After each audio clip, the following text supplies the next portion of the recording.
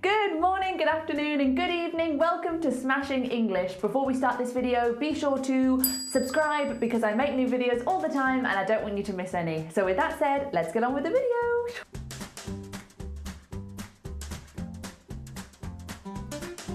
My name is Laura and I work as an English teacher. And every day I teach people from all over the world. So obviously every day I hear a lot of mistakes. And by the way, mistakes are good, especially in an English class. If you are taking an English class with a teacher, do not be afraid to make mistakes. Mistakes are the best way to learn. Don't hold back and think, oh, if I don't say as much, maybe I won't make a mistake. You've got to. Just speak, speak, speak, make all the mistakes. Brilliant. But today I thought I would tell you about the 12 most common mistakes I hear from everybody, no matter where they're from. So have a listen and see if you make any of these mistakes. Okay, let's start off with mistake number 1. When I had 18, I went to university. He's been dancing since he had 8. Now, obviously, I have 25. So, if you can't already hear the mistake is he is talking about his age as something he has.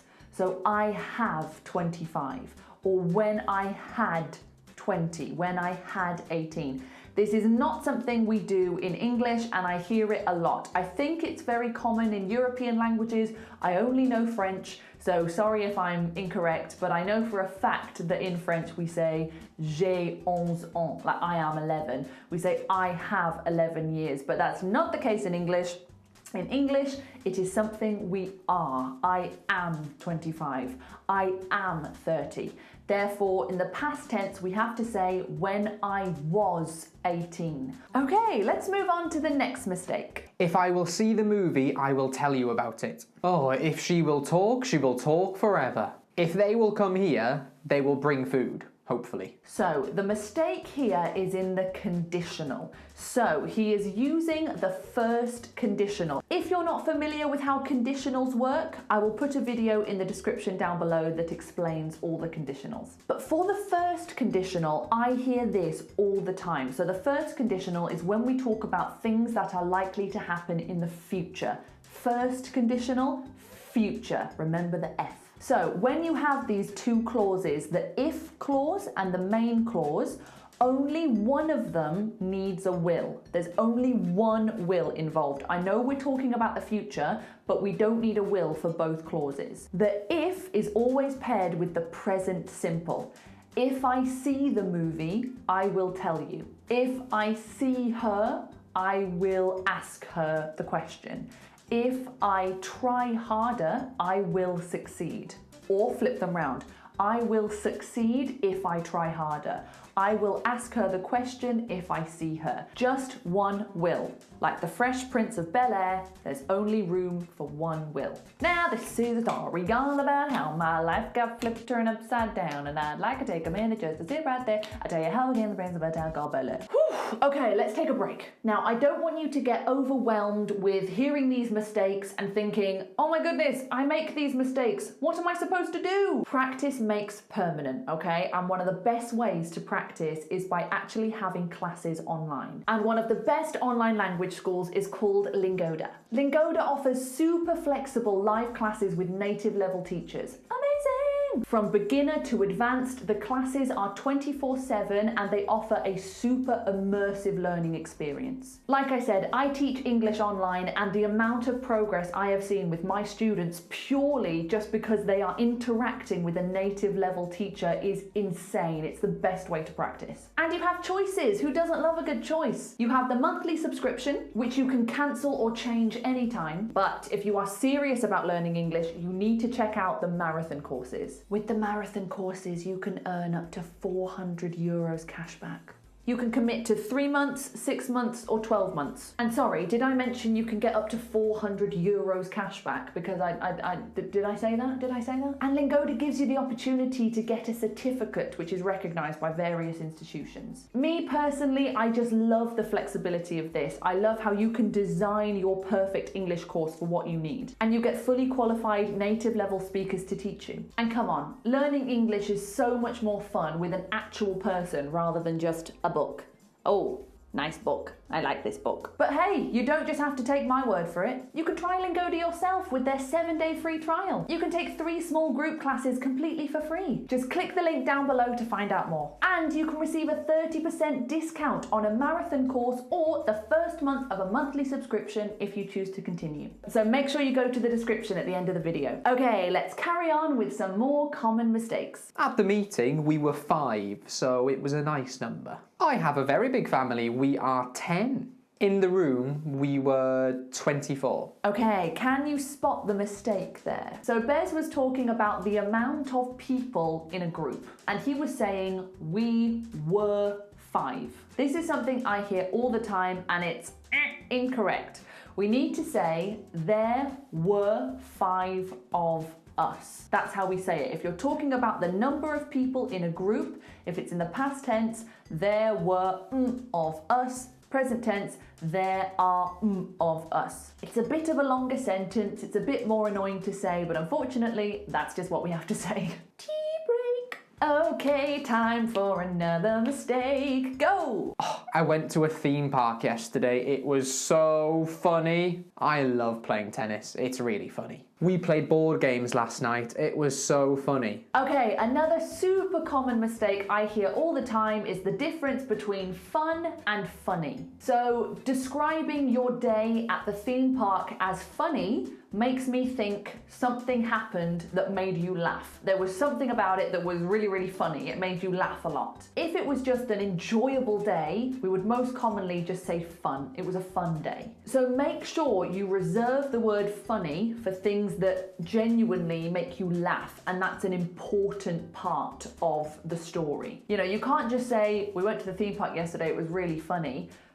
without telling us why it was funny, because we're going to be thinking, why? What happened? What was funny? Okay, this next mistake is a common mistake. It's very, very famous for being very, very hard to remember. Take it away. I haven't been to much places in my life, to be honest. I ate so many soup yesterday. Whew. There was so much people there. Of course, the difference between much and many, everyone struggles with it. Even my advanced learners sometimes get this wrong. If you don't know the difference, really easy. Much is for things that you can't count. So things that you can't count, like air or water or liquid, but many is for things that you can count. So obviously when we have things like people, we can count people. We can count them, so we have to say many people. And this is my favorite way of remembering when to say much and when to say many. So are you familiar with the rhyme that goes like this? Eeny, meeny, miny, mo, catch a tiger by the toe. If he squeals, let him go. Eeny, meeny, miny, mo. It's like a children's rhyme that we have. If you've got 2 things to choose from, you might go eeny, meeny, miny, mo, and then whichever one it lands on, you choose that one. So obviously, if you're doing eeny, meeny, miny, mo with something, you must be doing it with things that you can count. 2 options, all right? Now, the word meeny kind of sounds like many. If you can play eeny, meeny, miny, mo with something, then you need to use many. If you can't play eeny, meeny, miny, mo with something, you need to use much. 2 people, eeny, meeny, miny, mo. Many. Air, eeny, meeny, miny, much. I want another mistake. That's what I want. I want another mistake. Give me one. If you come to Wales, I recommend to visit Wrexham. I recommend to eat 5 fruit and vegetables every day. She recommends to exercise twice a day. Twice! Ah, recommend. Lovely. I hear this a lot. So, you can recommend anything you want, obviously. If you're just recommending a noun, fine, easy. I recommend the pasta. Beautiful. I recommend Greece as a holiday destination. But if you are recommending a verb, we need to put the verb into ing. I recommend visiting Wrexham. I recommend exercising 6 times a week. Much more common and much more native to put ing on the end of your verb when you're using recommend. Okay, let's have another mistake. If you speak to an English, they might speak really quickly. A Chinese will speak a different language to a French. I've never met a Japanese before. So, for some countries, there are very easy nouns we can use to talk about people from that country. For example, a German. We can just say, I met a German yesterday. I know an American who has a house you can stay in if you go on holiday to New York. I don't know many Canadians. However, there is a big majority of countries where this rule doesn't work. So you can't just say a Chinese. That doesn't work. We can't say a British. We can't say an English. We can't say a French. We can't say a Spanish. There's a lot of countries where it doesn't work. So you can either go through all of the countries and learn them by heart, or just to be safe, make sure you always say a Chinese, French, Spanish, what? A Chinese person, a French man, a Spanish child. Make sure you put something at the end just to be safe. Make sure you specify who it is. I'm going to have a sip of tea, very important.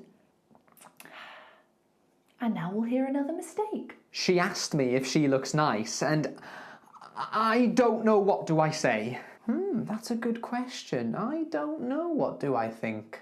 She clearly doesn't know what is she doing. So I hear this one a lot. When people are unsure, they are saying a sentence where they are talking about being unsure, and they start it with I don't know, or she doesn't know, or he didn't know. And then the second part of the sentence, they use question formatting. So if we got rid of the I don't know, and we just say, what do I say? That is absolutely perfect. What do I say? Question formatting. However, as soon as you put I don't know in front of it, it's no longer a question anymore. You're not asking anyone a question. You are saying, for sure, I don't know. That is certain, that is sure. It's not a question. So instead we would say, I don't know what to say. She doesn't know what is she doing. Okay, so again, if you take away the she doesn't know, we can definitely say, what is she doing? Because that's a question I'm asking you, question formatting. However, as soon as you put she doesn't know in front of it, it's no longer a question. It's now a sure sentence. She doesn't know what she is doing. She doesn't know what she is doing. So we need to swap the is and the she around to make it not question formatting anymore. So if you're not asking a question, don't put the words into question formatting. Okay, next mistake, please. And then we went more faster and more faster and more faster. And I was more shorter than him. Look. This one, I'm sure you can hear the mistake in it already. If we are saying faster, a comparative adjective with ER on the end, that already means more fast. That's what it means. So you don't need to say more faster, because then you're saying more fast. So if it's an adjective with ER on the end, you don't need more. Okay, we have 3 mistakes left. Well, I have a 6-year-old daughter and a 5-year-old son. Oh, it was a 3 hours meeting. Oh, it was a 2 hours long journey. 2 hours. This is a really interesting one. I hear this all the time. So obviously, if we are saying my child is 6 years old, that is correct. However, if you are using the 6 years as an adjective for your child, if you are putting it before the word child, we take away the S.